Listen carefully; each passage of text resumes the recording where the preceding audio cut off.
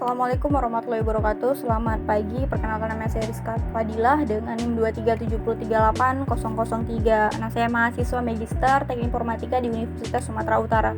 Nah, pada video kali ini saya akan membahas nih salah satu paper ya. Di sini paper ini berjudul Shape Collaboration Code Generation via ChatGPT. Nah, dari judul ini terlihat ya bahwa pembangkitan kode kolaborasi secara mandiri ini dia itu sama halnya dengan teknik ya. Ini adalah sebuah teknik ya, di mana program komputer seperti ChatGPT yang sering kita dengar nih, ChatGPT ya, itu dapat membantu si developer dalam menulis kode. Nah, jadi di sini developernya ini nggak perlu susah payah nih membuat kode. Nah, dia bisa memanfaatkan si ChatGPT ya. Nah, dengan cara itu seolah-olah bahwa si developer ini berkolaborasi dengan tim. Nah, jadi si ChatGPT ini dianggaplah sebagai tim oleh si developer, di mana dalam kolaborasi ini dia itu ada 3 hal yang penting ya. Yang utama itu sebagai analisis, kemudian sebagai pembuat kode, kemudian yang terakhir itu sebagai tester. Nah, di sini penulisnya ini adalah ada 4 ya. Yi Hongdong, kemudian ada Xu Jiang, ada Ji Jin, kemudian ada Ji Li. Nah, untuk abstraknya di sini di dalam abstrak ini menjelaskan bahwa penelitian ini itu menunjukkan bahwa si LLM ini dapat menyelesaikan tugas pembuatan kode yang kompleks melalui kolaborasi mandiri. Nah, ini kolaborasi tapi secara mandiri. Nah, kerangka kerjanya ini itu terdiri dari membagi tugas yang kompleks itu menjadi subtugas yang lebih kecil lagi. Nah, jadi dia memperkecil tugas-tugas yang harus diselesaikan itu lebih kecil lagi. Nah, kemudian itu dapat menetapkan peran pakar LLM ini untuk setiap subtugas. Nah, jadi dia juga seolah-olah adalah pakar dari subtugas tersebut. Nah, kemudian yang terakhir itu mengatur LLM ini untuk berkolaborasi dan menyelesaikan tugas secara virtual. Nah, karena di sini hanya ada si developer. Nah, jadi seolah-olah mereka itu bekerja secara tim, akan tetapi secara virtual. Nah, di sini timnya ini adalah si ChatGPT. Nah, keuntungan dari penelitian ini yang dilakukan ini adalah di mana menghasilkan peningkatan P1-nya itu ukuran kinerjanya ya, sebesar sini kita lihat bahwa 29,9% sampai 47,1% dibandingkan dalam pembuatan kode secara langsung atau convert to direct code generation. Nah, selanjutnya itu dia mencapai kinerja tercanggih dan bahkan dia itu dapat melampaui si GPT-4. Nah, jadi dia bisa lebih. Kemudian itu si LLM ini dapat menangani tugas kompleks di dunia nyata yang tidak dapat diselesaikan dengan mudah oleh si pembuat kode secara langsung. Jadi dia lebih cepat, lebih efisien. Nah, di sini untuk contoh dalam paper ini, nah, di mana kerangka kerjanya ini akan diuji dengan 3 tim dasar ya, seperti analisis, ada coder, kemudian ada si tester. Nah, untuk menyelesaikan tugas dalam pengembangan sebuah perangkat lunak. Nah, hasilnya itu menunjukkan bahwa tim virtual ini, yang dimaksud tim virtual ini adalah si developer dengan si ChatGPT ya, ini dapat menyelesaikan tugas secara efektif tanpa memerlukan intervensi dari manusia atau dari orang lain. Nah, untuk introduction-nya, untuk pendahuluannya di sini bahwa dijelaskan ya bahwa generasi kode atau code generation ini bertujuan untuk menghasilkan kode yang memenuhi kebutuhan manusia yang dinyatakan dalam bentuk spesifikasi tertentu. Nah, generasi kode yang berhasil ini dapat meningkatkan efisien dan kualitas pengembangan dalam perangkat lunak. Nah, bahkan menyebabkan perubahan dalam mode produksi sosial. Nah, sehingga code generation ini telah menjadi topik dalam penelitian yang signifikan dalam bidang baik itu kecerdasan buatan, dalam pemrosesan bahasa alami atau NLP, kemudian ada teknik dalam perangkat lunak. Nah,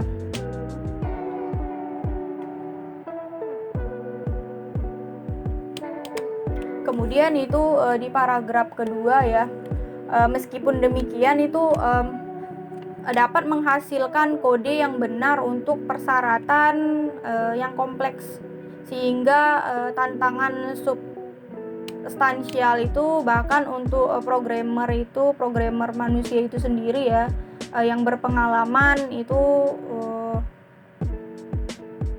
dapat menghasilkan kode yang benar. Nah, secara intuitif manusia sebagai makhluk sosial itu cenderung mengandalkan kerja tim atau berkolaborasi dengan orang lain dalam menyelesaikan tugas-tugas yang kompleks. Nah, kemudian itu ada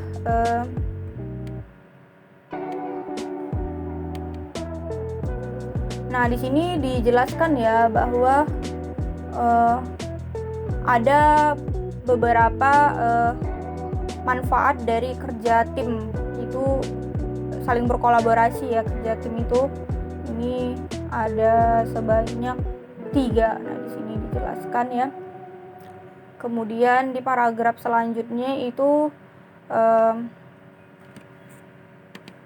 di sini dijelaskan bahwa menerapkan kerja tim secara kolaborasi itu dengan melatih model yang berbeda untuk menangani subtugas yang sesuai, kemudian melakukan pelatihan bersama untuk mendorong pemahaman bersama tentang perilaku dalam penyusunan menjadi sebuah tim. Nah, jadi pengaturannya ya di sini dijelaskan. Kemudian to this end we propose, nah untuk tujuan ini mereka ini mengusulkan kerangka kerja kolaborasi secara mandiri dalam membimbing si LLM ini untuk berkolaborasi dengan si dirinya sendiri. Nah, dengan demikian dapat menangani persyaratan yang kompleks dan meningkatkan kinerja pembuatan kode tersebut. Nah, kerangka kerja ini dibagi ke dalam 2 bagian ya. Ini ada 2 bagian. Ini 2 parts ya, ada division of labor and collaboration. Nah, jadi bagiannya ini ada pembagian kerja, kemudian ada kolaborasi. Itu yang pertama. Yang keduanya itu keduanya ya, ada pembagian kerja dan kolaborasi. Nah, ini ada gambar. Nah, gambar ini adalah contoh dari bermain perannya antara si developer dengan ChatGPT ya. Ini melalui bermain peran melalui LLM ya. Nah, di sini berubah menjadi ahli dalam domain tertentu.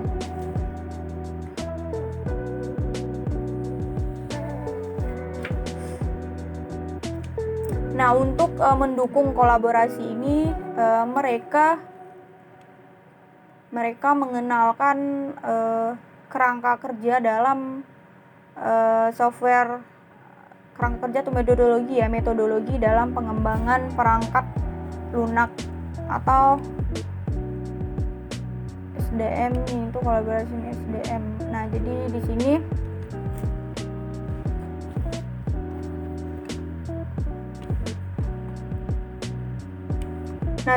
si SDM itu collaboration framework. Nah, jadi paragraf ini dia itu menjelaskan bahwa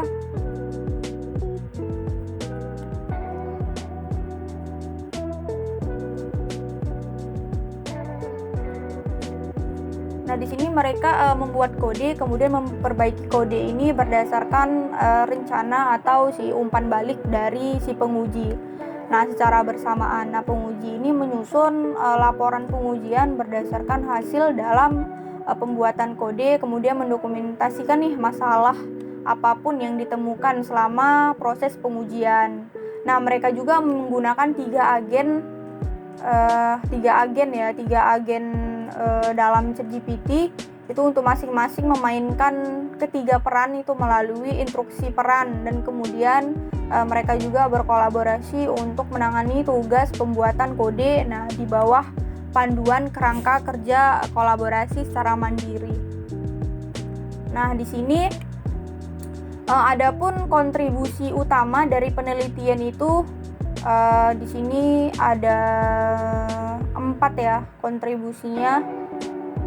Ini teman-teman bisa baca sendiri. Nah, di sini ada 4 kontribusinya. Nah, di sini ada gambar dari kerangka kerja kolaborasi itu untuk pembuatan kode dan instansinya. Nah, di sini ada division of labor, kemudian di sini ada timnya ya, di sini ada analis, ada coding, terus ada testing. Nah, ini bagian kedua. Nah, bagian kedua ini kerangka kerja kolaborasi mandiri. Nah, di sini terdiri dari 2 bagian ya. Pertama itu ada division of labor atau disebut sebagai DOL ya. Dan ada collaboration. Nah, jadi ini ada 2 bagian. Nah, di mana dari gambar kedua ini terlihat ya bahwa di bagian kiri atau gambar kiri ini diberikan persyaratan X. Nah, sehingga mengusulkan untuk melakukan kolaborasi mandiri dengan LLM untuk menghasilkan output Y. Jadi di sini si LLM, kemudian di sini ada inisialisasi, terus ada ini adalah outputnya. Nah, sehingga tugas tersebut itu didefinisikan sebagai ini T, ini X ke Y. Nah, kemudian ini ada subbab bagian division of labor. Nah, di sini ada pembagian kerja. Nah, di sini tadi ya, ini ya yang pertama, dan di sini ada yang kedua. Nah, ini adalah pembagian kerja. Nah, di dalam bagian DOL ini memanfaatkan pengetahuan sebelumnya ya untuk menguraikan proses penyelesaian tugas kompleks ini menjadi serangkaian tahap. Nah, di sini ada stage atau tahapnya. T ini adalah SI ya. Nah, di mana L ini I-nya ini dimulai dari 1 dan membangun beberapa peran yang berbeda seperti RJ, ini mana M ini J-nya itu dimulai dari 1. Nah, berdasarkan CSI ini. Nah, setiap tahap ini dapat diproses oleh 1 atau lebih peran. Nah, ini ya, 1 atau one or more rules, jadi 1 atau lebih. Nah, kemudian di bagian ini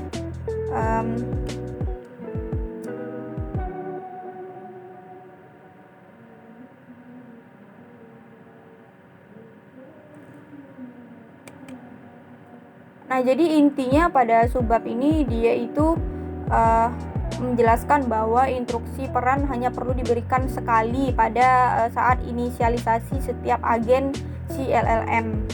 Nah, dalam interaksi selanjutnya itu peran tersebut akan secara otomatis berinteraksi satu sama lainnya dan saling memberikan informasi tanpa perlu memasukkan instruksi lebih lanjut lagi. Nah, ini dapat meningkatkan efisien dan kemudian kejelasan keseluruhan dari interaksi dan kolaborasi untuk selanjutnya.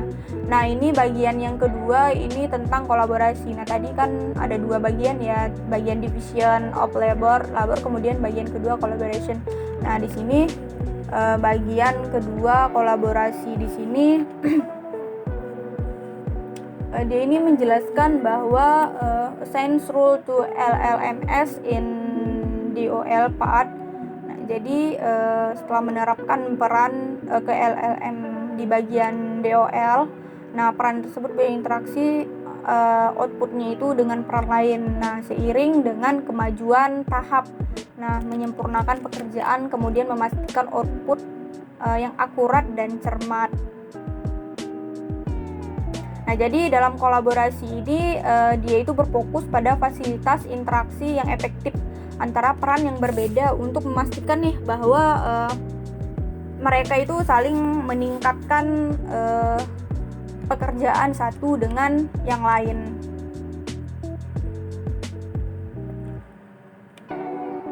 Nah, di sini ada interaksi antar peran terjadi dalam bentuk bahasa alami ya, atau natural language ya di sini. Nah, di mana ini didukung oleh aspek dasar model bahasa itu sendiri. Nah, di sini dia menentukan peran, informasi, dan format setiap interaksi di dalam peran dalam instruksi peran tersebut, sehingga memungkinkan seluruh proses kolaborasi ini terkendali nih dengan baik. Nah, jadi ini ada beberapa bagian dari kolaborasi ini, pertama dan juga ada kedua. Nah, di sini ada ini bisa disebut pseudocode-nya ya, pseudocode untuk kerja tim secara kolaborasi ya, berkolaborasi secara tim. Nah, kemudian di sini bab ketiga ya, atau bagian ketiga itu ada instant contoh. Misalnya contohnya nih, di mana di sini we introduce the classic waterfall model. Nah, jadi di sini dia memasukkan atau menggunakan model waterfall klasik ya. Nah, dari SDM ke SAP Collaboration Framework to make the teamwork for code generation more efficient. Nah, di sini dari si SDM ini ke dalam kerangka kerja kolaborasi untuk membuat kerja tim dalam pembuatan kode yang lebih efisien. Kemudian nah, di mana di sini mereka itu mendesain model waterfall ini. Nah, di sini dia mendesain waterfall ini, dia merancang ya model waterfall ini bentuknya lebih sederhana ya, dari 3 tahap seperti analisis, coding, kemudian pengujian. Nah, sebagai contoh itu pembuatan kode kolaborasi secara mandiri. Nah, alur kerjanya ini dalam mengikuti si waterfall ini dari satu tahap ke tahap berikutnya. Jadi di sini dia menggunakan teknik dalam model waterfall. Nah, kemudian dapat nih masalah atau masalah itu ditemukan, terus dia kembali lagi ke tahap sebelumnya untuk memperbaikinya. Jadi dia itu bertahap tanpa menghapus tahapan-tahapan sebelumnya. Jadi dia memperbaharui atau mengupdate. Nah, kemudian oleh karena itu ya, membentuk tim dasar tersebut yang terdiri dari 3 tadi, seperti gambar 2 ya, sebelumnya di sini ya. Seperti gambar 2 ini ada 3 ya, timnya itu analis, ada coding atau coder, kemudian ada si testing. Nah, di sini bagian ini ada analis, bagian coder, terus ada bagian tester. Nah, analis ini adalah seorang analisis ya, untuk mengembangkan rencana tingkat tinggi dan berfokus pada membimbing si coder atau yang bertugas sebagai bagian coding ya dalam menulis program. Nah, sehingga dia fokus pada implementasi. Nah, ketika diberikan kebutuhan maka kebutuhan X nih misalnya, maka dia akan menganalisa pemecahan masalah X ini menjadi beberapa subtugas yang mudah dipecahkan ya, untuk memfasilitasi pembagian unit fungsional dan pengembangan rencana tingkat tinggi yang menguraikan langkah-langkah utama untuk diimplementasikan. Kemudian itu ada si coder ya, ini ya coder.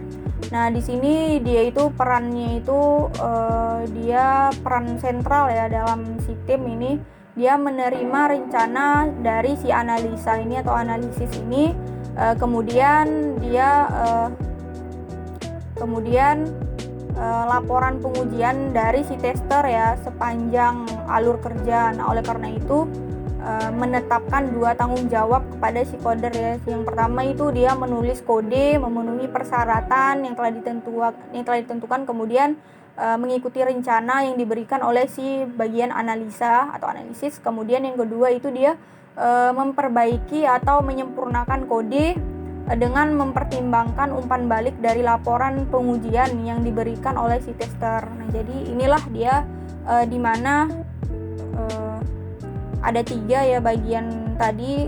Dia ini dilakukan secara bertahap. Nah, jika ada pengujian ini masih ada yang kurang, maka dia kembali lagi ke sini. Makanya dia bertahap gitu, bertahap tapi dia bisa kembali lagi. Nah, di sini bagian tester. Bagian tester di sini itu dia memperoleh kode yang dibuat oleh si coder, kemudian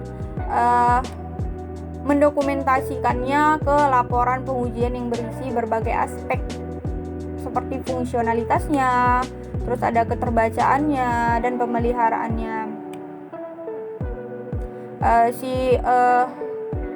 Tester ini dia menguji kode ini secara manual dengan eksekusi, kemudian menganjurkan praktik di mana model mensimulasi proses pengujian dan menghasilkan laporan pengujian sehingga memfasilitasi interaksi dan menghindari upaya dari si eksternal. Nah, di sini kemudian setelah 3 bagian utama penting ini ya dalam dia berkolaborasi.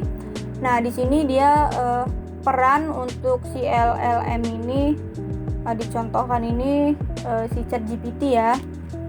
Nah, ini untuk memainkan 3 peran tersebut. Nah, peran ini, jadi si ChatGPT ini berperan sebagai analisis, sebagai coder, kemudian sebagai tester.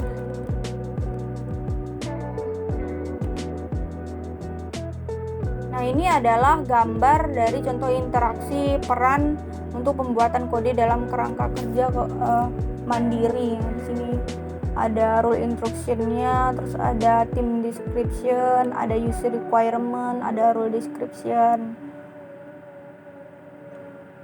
Nah, ini paragraf keempat.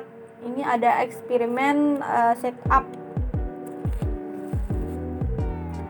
Ini mengatur eksperimennya, yaitu tolak ukur atau benchmark. Ini tolak ukurnya. Nah, di sini dia melakukan evaluasi komprehensif pada 4 tolak ukur dalam pembuatan kode untuk menunjukkan efektivitas pendekatan kolaborasi secara mandiri. Nah, di sini ada si MBPP ya. Si MBPP secara manual itu mencakup tugas dalam ini ya, Python ya, dasar-dasar program dalam Python atau fungsi pustaka standar lainnya.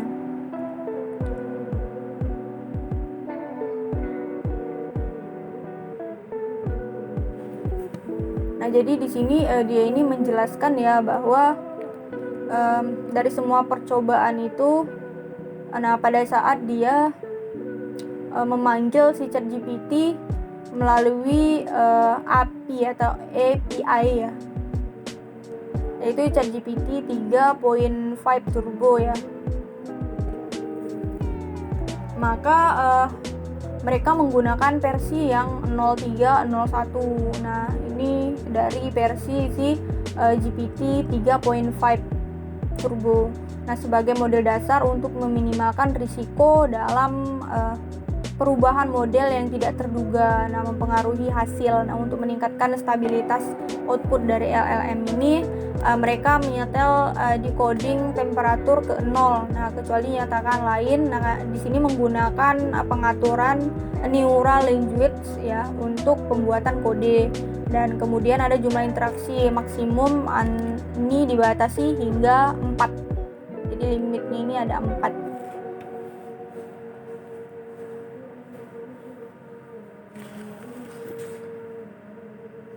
Nah, jadi pada paper ini dia ini berfokus pada si PES1 ini yang merupakan representasi dari keluarga si PESK ya dalam dunia nyata yang biasanya hanya mempertimbangkan kode yang dihasilkan baik itu secara tunggal ya, single generation code. Nah, kemudian di sini ada bagian kelima ya, bagian eksperimen atau experimental result. Nah, di sini adalah hasil dari eksperimennya. Nah, pada hasil eksperimen ini dia menjelaskan ya bahwa eksperimen yang dilakukan mereka ini dia mencakup evaluasi dari kuantitatif dan kualitatif. Jadi evaluasi kualitatif untuk code generation. Nah, evaluasi kuantitatif ini memberikan analisa, kemudian ada perbandingan objek dari data yang luas. Nah, evaluasi kualitatif di sini dia itu menyajikan sebagai studi kasus, memberikan wawasan dan interpretasi ya dalam pendekatan yang digunakan. Nah, jadi hasilnya adalah ini. Kemudian ini ada main result atau hasil utamanya, bahwa hasil utama dari pendekatan kolaborasi dibandingkan dengan pendekatan lain. Nah, di sini ya ini adalah hasil utamanya ya. Di sini ada human evaluate, IMBP, kemudian IMBP. Nah, ini adalah tabel 1 ini perbandingan kolaborasi SEP atau collaboration of SEP ya. Dan kemudian ada pendekatan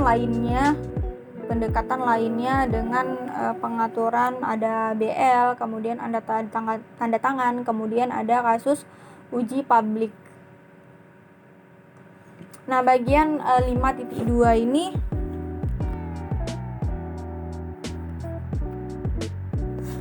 dia berisi efektivitas dari role playing. Nah, di sini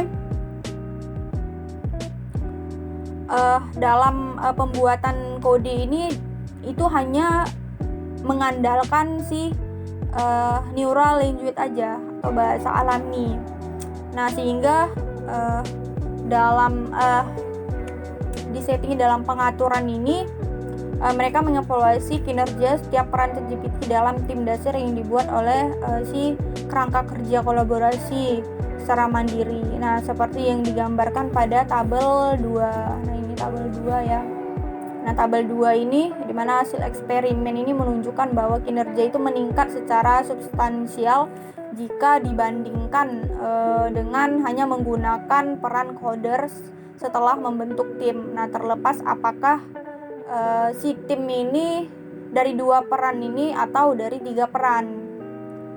Tim coder ada analisis, kemudian ada pengujian mencapai hasil terbaik pada benchmark-nya ya, human eval, kemudian ada human eval IT. Nah, dengan meningkatkan relatif ini masing-masing itu sebesar 40,8%. Sini ya. 40,8%. Dan juga ada 47,1%. Nah, sebaliknya tim coder pengujian mencapai kinerja tertinggi. Nah, dimana nih relatif masing-masing itu sebesar 36,6%.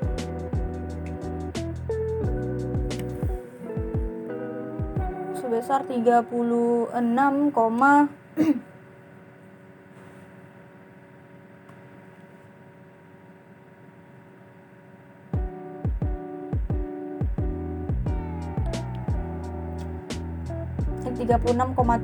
dan 39,4.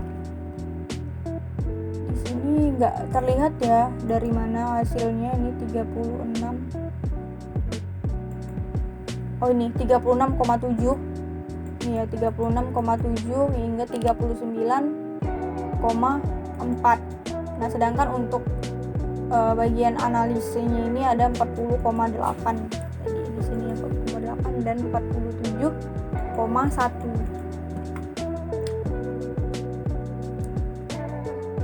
Nah, ini kemudian bagian ini tabel ketiga ya. Ini tabel ketiga ini pengaruh permainan peran ya dalam menghasilkan kode kolaborasi atau SEP collaboration. Nah, di sini dia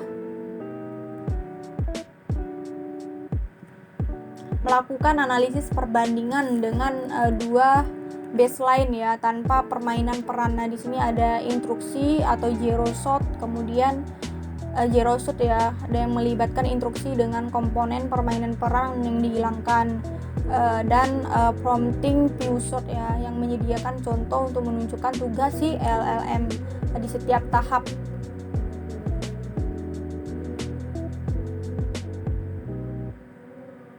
Nah, di sini dia melakukan sekitar 14 kali panjang instruksi dalam percobaan. Ini ada 5.3, ini dia berisi dampak dari interaksi. Dampak dari interaksi ini di sini kelihatan ya di tabel 4 itu pengaruh interaksi maksimum atau CMI ini, kemudian untuk pembuatan kode kolaborasi itu sendiri atau self collaboration. Nah, di sini nilai MI-nya ini dari 1 hingga 4 putaran.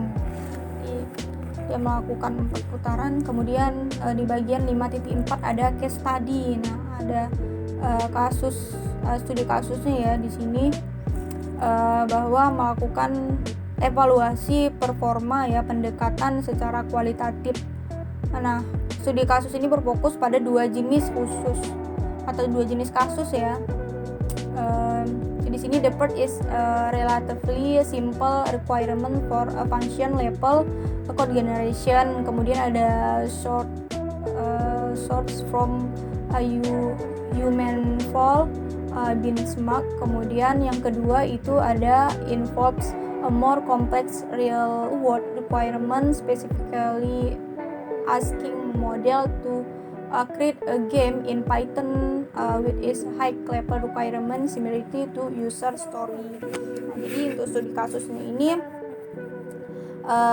dia meminta model ya dalam pembuatan game ya dalam Python ya. Jadi dia menggunakan Python dalam pembuatan game yang merupakan kebutuhan tingkat tinggi yang mirip dengan user story atau cerita dari user ya, pengalaman mungkin. Nah, di sini ada case study. Ini ada case study-nya.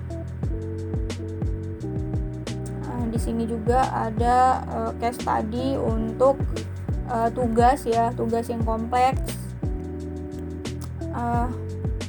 Nah, di sini untuk bab 6 itu kerja yang terkait dari relate work. Nah, di bagian ini diuraikan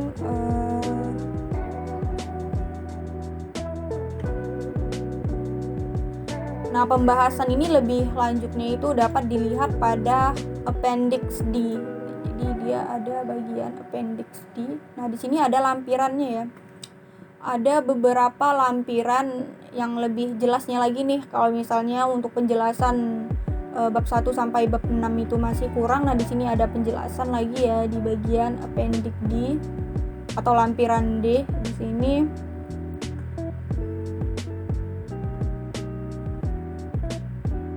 Nah, di sini ada extend relate work. Nah, di sini ada multi agent kolaborasi. Nah, jadi dia ada lebih dari satu agen yang saling berkolaborasi. Kemudian ada D2 ya, D2 itu interaction and prompt engineering. Nah, di sini bagian engineeringnya juga dijelaskan. Terus ada application of LLMS in various stages of software development. Nah, jadi dia ada 3 bagian lampiran D-nya. Nah, di sini kembali lagi kita ke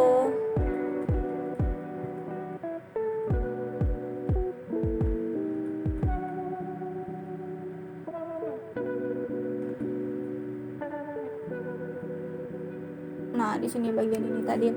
Nah, di sini kita udah lihat tadi ya di bagian lampiran D-nya. Nah, di sini ada pekerjaan yang baru ya, atau karya ya yang dapat menggunakan berbagai tahap pengembangan perangkat lunak untuk meningkatkan pembuatan kode berdasarkan si LLMS. Nah, ini tanpa pelatihan ulang atau retraining. Nah, beberapa pendekatan yang ada memilih solusi yang benar atau terbaik dari beberapa kandidat dengan peringkat ulang. Nah, misalnya itu ada si kode ya. Nah, kemudian ada si kode review atau reviewer. Terus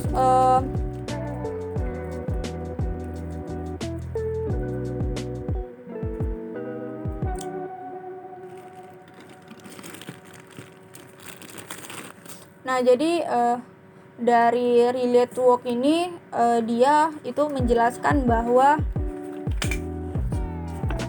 setiap peran itu dapat dianggap sebagai ahli atau pakar ya yang bertanggung jawab atas tahapan yang berbeda. Nah, di sini memberikan umpan balik antara satu dengan yang lain dalam meningkatkan kualitas kode akhir yang dihasilkan.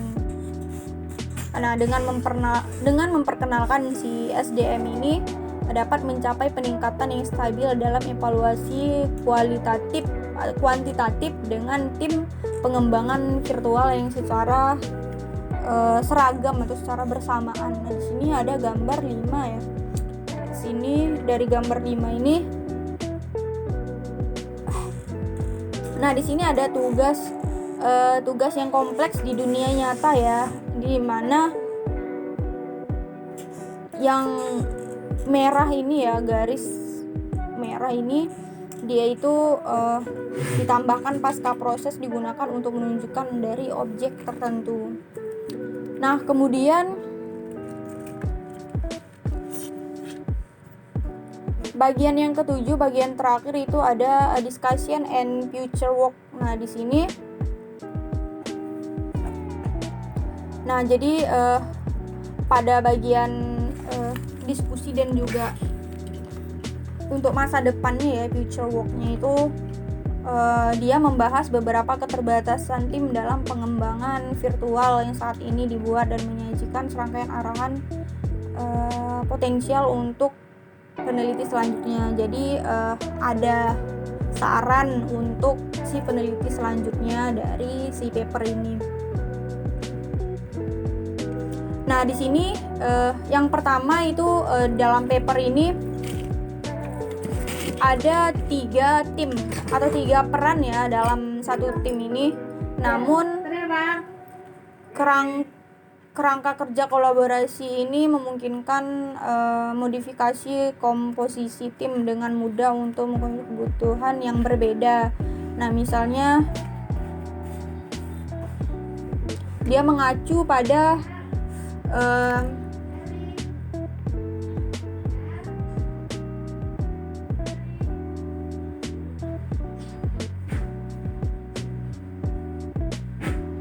nah, jadi di sini dia itu menjelaskan bahwa dia bisa menggunakan 2 tim saja ya. Di sini dia bisa menggunakan model agile, di mana dengan satu peran yang bertanggung jawab untuk membuat kode dan yang lainnya melakukan tinjauan.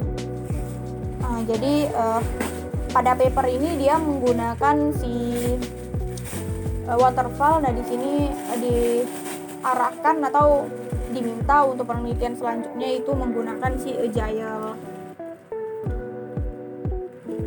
Nah, kemudian untuk persyaratan yang kedua,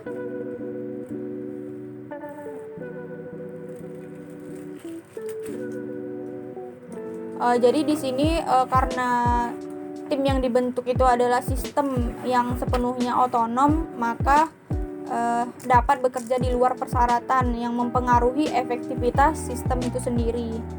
Nah, jadi untuk mengatasi masalah tersebut itu perlunya bimbingan dari pakar manusia itu sendiri untuk mengawasi operasi tim secara virtual. Nah, jadi di sini kan tidak ada yang membimbing nih, karena si ChatGPT tadi itu seolah-olah adalah pakar itu sendiri. Nah, sehingga efektivitas dari si sistem ini dapat mempengaruhi ya. Kemudian itu nah, selain itu ada bagian pertama mempengaruhi biaya tenaga kerja, karena menghilangkan sebagian besar pekerjaan dari manusia, karena seharusnya itu bisa dilakukan oleh si manusia karena ada 3 tadi bagian si analis, kemudian ada bagian coder, kemudian ada bagian si tester. Seharusnya ada 3 manusia yang bisa bekerja, kan tetapi dengan melakukan kolaborasi mandiri dengan ChatGPT ini, maka si 3 orang ini tadi tidak ada kesempatan nih untuk dapat pekerjaan. Nah, kemudian meningkatkan komunikasi dan efisiensi pengembangan dibanding dengan tim pengembangan perangkat lunak tradisional yang mempengaruhi pada proses pengembangan yang lebih ramping dan efisien. Nah, di sini yang ketiga itu ada selain bekerja dengan model itu sendiri, dapat menggunakan alat eksternal untuk mengatasi keterbatasan dalam kemampuan si LLM.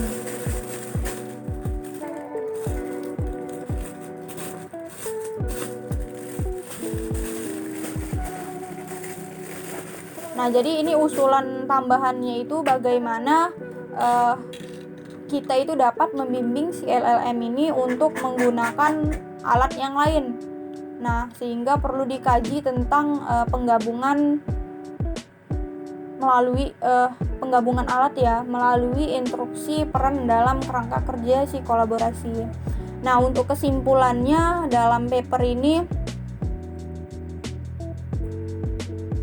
nah jadi di mana si self collaboration ini dapat meningkatkan atau dirancang untuk meningkatkan kemampuan pemecahan masalah dalam si LLM secara kolaborasi dan interaktif, sehingga mereka juga telah menyelidiki ya potensi dari si ChatGPT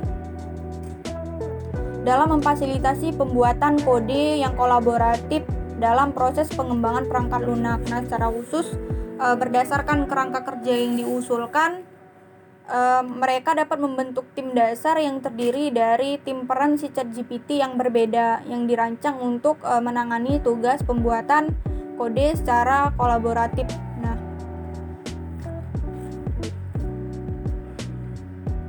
adapun hasil eksperimen yang ekstensif ini menunjukkan bahwa efektivitas dan generalisasi kerangka kerja kolaborasi yang mandiri atau self collaboration ini dapat dipercaya bahwa memungkinkan model ini untuk membentuk tim mereka sendiri dan berkolaborasi dalam menyelesaikan tugas-tugas kompleks yang merupakan langkah penting dalam menuju otomasi dalam pengembangan si perangkat lunak. Nah, jadi di sini ada 3 bagian utama yang penting tadi si developer. Nah, di sini ada lampiran ya, ada beberapa lampiran.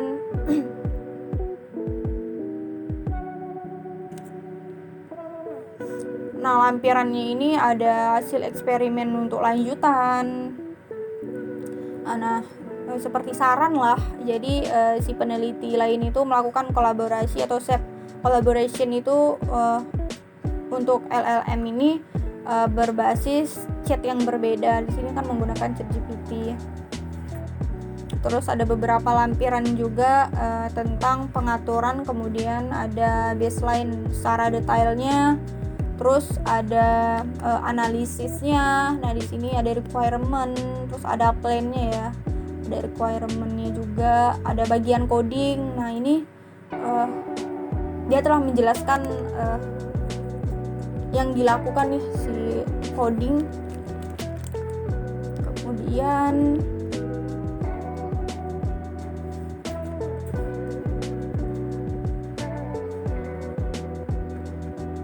ada si appendix atau lampiran terakhir ya. Di sini dia menambah pengetahuan dasar, baik itu tentang generasi kode atau pembangkitan kode ya. Nah, jadi di sini dijelaskan bahwa kita itu bisa membuat kode atau memprogram itu secara otomatis ya, dengan memanfaatkan seperti si ChatGPT ini tadi. Nah, di sini kemudian ada tentang software development-nya ya, pengembangan perangkat lunaknya.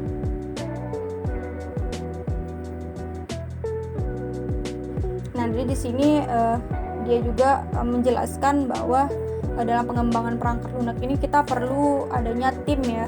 Jadi tim baik itu yang bekerja sebagai developer, sebagai tester, kemudian sebagai desainer, ada sebagai analis, project manager, dan spesialis lainnya. Nah, sehingga dengan adanya tim ini maka pekerjaan itu akan lebih cepat atau lebih mudah lagi. Nah, mungkin untuk penjelasan paper ini cukup sekian. Jadi intinya di sini di mana kita itu bisa memanfaatkan si ChatGPT ini sebagai pembuat kode, kemudian bisa sebagai testing dan sebagai analis. Nah, jadi ada membuat kode atau coding, kemudian ada testingnya juga. Oke, cukup sekian penjelasan dalam review salah satu paper tersebut. Saya Rizka Fadila mengucapkan terima kasih. Nah, jika ada yang masih kurang nih, masih penjelasannya masih kurang, nah teman-teman bisa bertanya di kolom komentar. Assalamualaikum warahmatullahi wabarakatuh. Selamat pagi.